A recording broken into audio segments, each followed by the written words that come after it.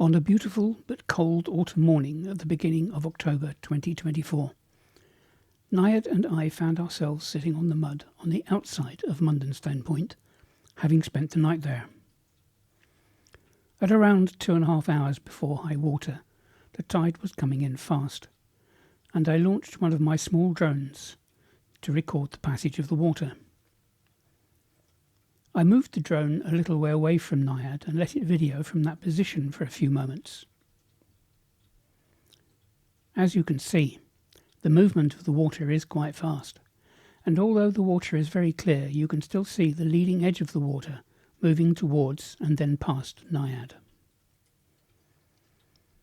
I shouldn't be amazed at how fast the tide comes in here. I've seen it before, and I know why it is so. Every time I watch entranced, it never grows old. Just a month before, Naiad was sitting on the mud on the inside of Mundon Stone Point, and I watched the same rapid movement of the incoming tide there. It isn't always as good as this.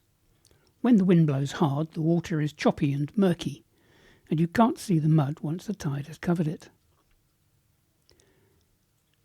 If you look closely, you may see ripples on the surface of the water, and you would be forgiven in thinking that these were caused by the wind. But it's not the case, as it was a flat calm. Those ripples are caused solely by the tide rushing over the uneven surface of the mud. You might even think that I've speeded up the video to make it look a lot more impressive than it really is, but that isn't the case either.